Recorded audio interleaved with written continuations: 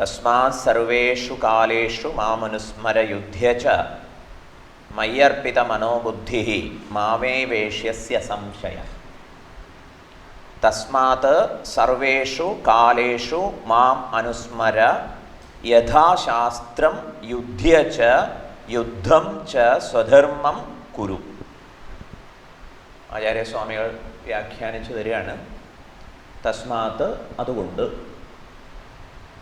എന്തുകൊണ്ട്, കോണ്ടെക്സ്റ്റ് അനുസരിച്ച് അതുകൊണ്ട് എന്ന് പറഞ്ഞാൽ അർത്ഥം അന്ത്യകാലത്തുള്ള ചിന്ത എന്തോ, പ്രയാണകാലത്തുള്ള ചിന്ത എന്തോ അപ്രകാരമായിരിക്കും ദേഹാന്തര പ്രാപ്തി അഥവാ പിന്നീടുള്ള ഗതി. ഇപ്പോൾ ഊർധ്വഗതി വേണമെങ്കിൽ അപ്രകാരമുള്ള ചിന്തയെ പുലർത്തണം. അതുപോലെ ഏത് യോനികളിൽ ജന്മമെടുക്കാൻ പോകുന്നു അത് അവസാനത്തെ ചിന്തയാണ് തീരുമാനിക്കുക.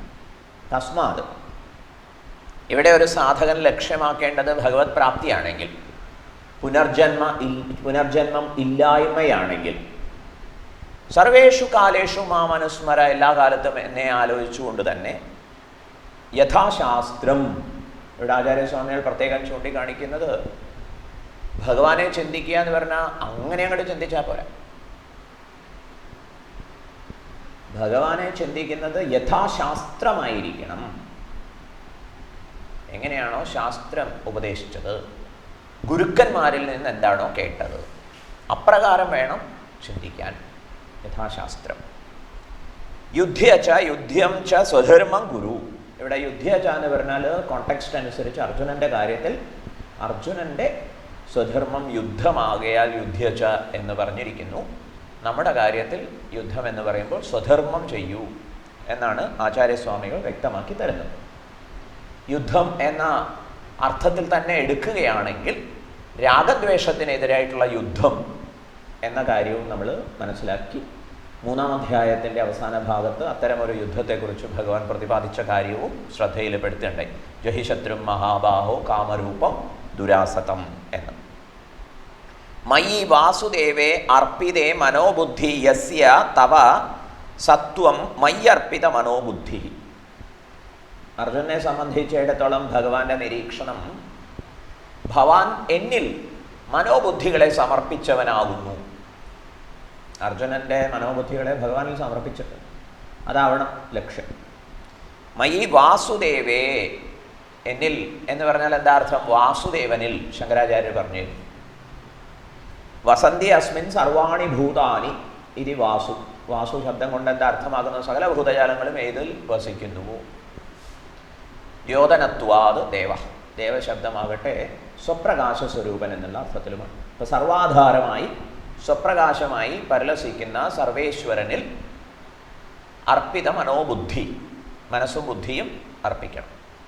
കേവലം മനസ്സ് മാത്രം അർപ്പിച്ചാൽ പോരാ, കേവലം ബുദ്ധി മാത്രം അർപ്പിച്ചാൽ പോരാ. 12-ാം അധ്യായത്തിൽ ഭഗവാൻ പറയും, മയ്യേവ മന ആധത്സ്വ മയി ബുദ്ധിം നിവേശയ എന്ന്. തവ സത്വം മയ്യർപ്പിത മനോബുദ്ധി സൻ മാം ഏവ യഥാസ്മൃതം. അങ്ങനെയുള്ള ഭവാൻ എന്നെ തന്നെ പ്രാപിക്കും. യഥാസ്മൃതം. ഏഷ്യസി ആഗമിഷ്യസി അസംശയ ന സംശയോ അത്ര വിദ്യതേ. ഇവിടെ സംശയത്തിന് യാതൊരു പ്രസക്തിയും ഇല്ല. നിസ്സംശയം ഭവാൻ എന്നെ തന്നെ പ്രാപിക്കും. എങ്ങനെയാണെങ്കിൽ? എന്നെ തന്നെ നിരന്തരം അനുസ്മരിക്കുകയാണെങ്കിൽ. പിന്നത്തെ കണ്ടീഷൻ എന്താണ്? ഭഗവാനിൽ അർപ്പിത ചേതസ്സായിട്ടിരിക്കണം എന്ന് പറഞ്ഞാൽ എന്താ അർത്ഥം? മനോബുദ്ധികളെ ഭഗവാനിൽ അർപ്പിച്ചേക്കണം. ഇവിടെ ഗുരുപ്രസാദം കൊണ്ട് യഥാശാസ്ത്രം അനുസ്മര യുദ്ധ്യച. ഇവിടെ അനുസ്മരണം യഥാശാസ്ത്രം നിർവഹിക്കണം എന്ന് ചൂണ്ടിക്കാണിച്ചിട്ടുണ്ട്. ശാസ്ത്രം എന്താണ് നമ്മോട് പറയുന്നത്? ശാസ്ത്രം പറയുന്നത് നിത്യനിരന്തരം അനുസ്മരിക്കേണ്ടത് എന്ത് എന്ന ചോദ്യത്തിന് ആത്മാവാ അരേ ദ്രഷ്ടവ്യ ശ്രോതവ്യ മന്തവ്യ നിരിധ്യാസിതവ്യ എന്ന്. ഇത് ഗുരുവിൽ നിന്ന് ശ്രമിക്കണം. എന്താ ആത്മതത്വം? മനോബുദ്ധി അഹങ്കാര ചിത്താനിനാഹം നചശ്രോത്ര ജിഹ്യേന ഘ്രാണനേത്രേ. ഇപ്രകാരം ഗുരു ഉപദേശത്തിൽ നിന്ന് ആത്മവൈഭവത്തെ മനസ്സിലാക്കി സ്മരിക്കലാകുന്നു വാസുദേവാനുസ്മരണം.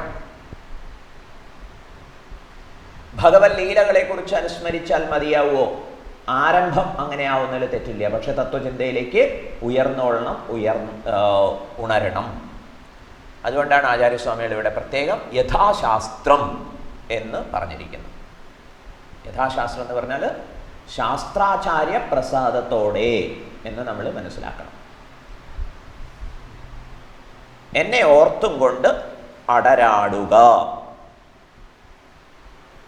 ശ്രീകൃഷ്ണ ശരണം മമ എന്ന ശ്രീകൃഷ്ണ തത്വത്തെ മനസ്സിലാക്കിയിട്ട് നിരന്തര അനുസ്മരണം ഉറപ്പാക്കണം. അങ്ങനെ വരുന്ന സമയത്ത് അനുസ്മരണത്തിൽ നാം ഒരു ബോധപൂർവമായ ഇടപെടൽ നടത്തുന്നുണ്ട്. ശ്രദ്ധ വിട്ടുപോകുമ്പോഴോ വാസനാനുസൃതം ഓർമ്മകൾ ഉണരും. അതൊക്കെ ഭഗവാനിൽ അർപ്പിക്കൂ. ഇതാണ് മയ്യർപ്പിത മനോബുദ്ധി എന്നതുകൊണ്ട് ഉദ്ദേശിക്കുന്നത്.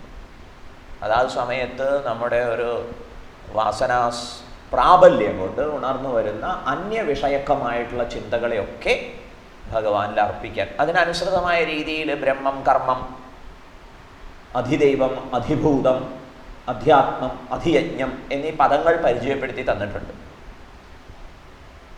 ഓർമ്മകളെ വിശകലനം ചെയ്ത് അതിൽ സംഗതമായി വരുന്ന, അതിൽ പ്രസക്തമായി വരുന്ന, അതിൽ പറഞ്ഞല്ലോ ഓർമ്മ എന്ന് പറയുന്ന ഒരു ഫയൽ പോലെയാണ്. ആ ഫയൽ ഓപ്പൺ ചെയ്യുന്ന സമയത്ത് അതിൽ ദേശം അടയാളപ്പെടുത്തിയിട്ടുണ്ടാവും, കാലമുണ്ട്, ഫീലിങ്സ് ഉണ്ട്, വ്യക്തികളുണ്ട്, അതുപോലെ വിവിധ വർണ്ണങ്ങളുണ്ട്, ഗന്ധമുണ്ട്, അങ്ങനെയെല്ലാം ഉണ്ട്.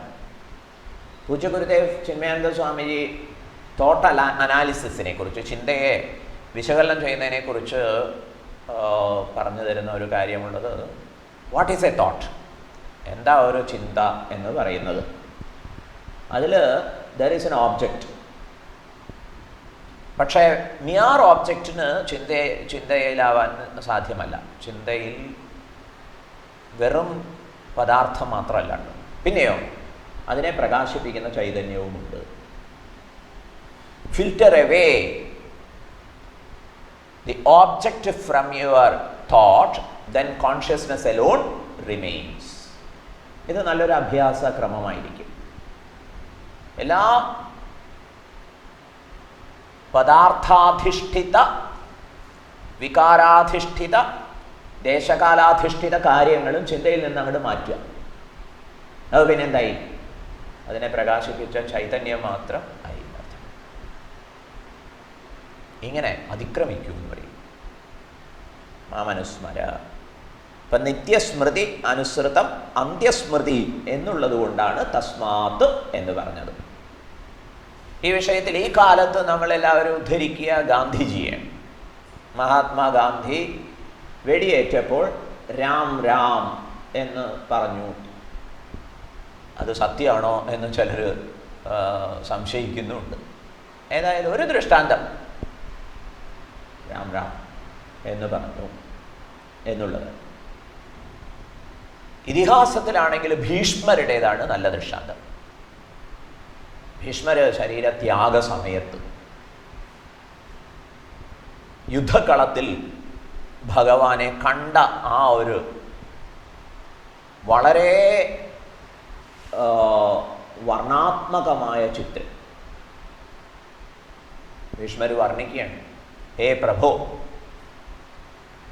അങ്ങ് പൊടിയണിഞ്ഞ് വിയർപ്പ് ഒലിപ്പിച്ച് എൻ്റെ നിശിത ശരങ്ങൾ അങ്ങയിൽ മുറിവുണ്ടാക്കി അത് ചോര വമിപ്പിച്ചിട്ടുണ്ട്. ഇതെല്ലാം കലർന്ന ഒരു അലങ്കൃത ഭാവം എന്നാണ് ഭീഷ്മർ അവിടെ വർണ്ണിക്കുന്നത്.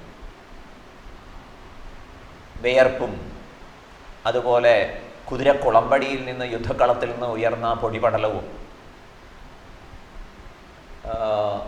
എൻ്റെ ശരങ്ങൾ വമിപ്പിച്ച ചോരയും രക്തവും ഇതെല്ലാം കലർന്നിട്ടുള്ള ഒരു ഭാവം.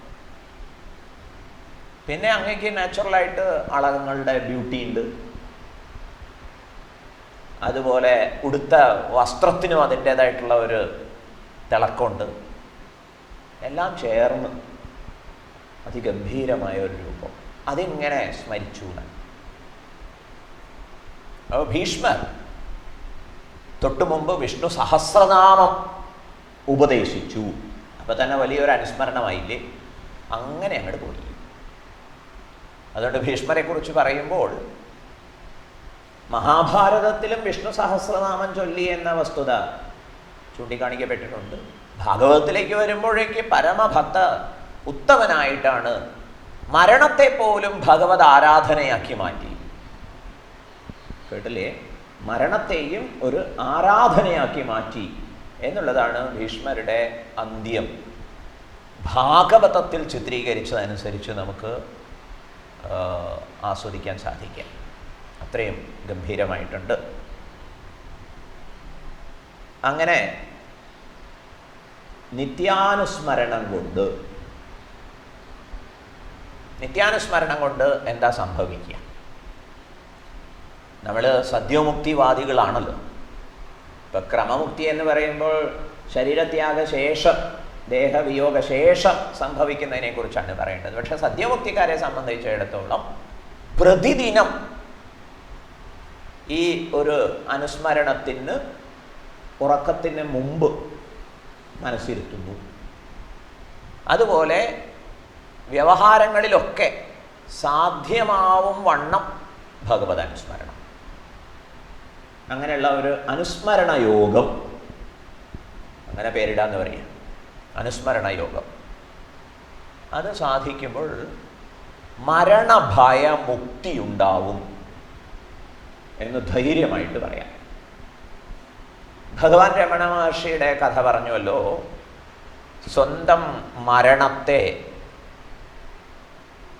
ഭാവനയിൽ സമഗ്രമായി കണ്ടു, അനുവദിച്ചു. മരിക്കാൻ പോകണമെന്ന് കണ്ടപ്പോഴേ അതിനെ അതേ തീവ്രതയിൽ തന്നെ അനുഭവിച്ചു.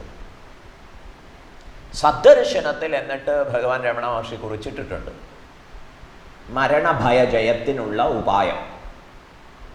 മൃത്യുഞ്ജയം മൃത്യുഭിയാശ്രിതാനാം. മൃത്യുഞ്ജയനെ ഉപാസിക്കുന്നവർക്ക്. ആരാ മൃത്യുഞ്ജയൻ?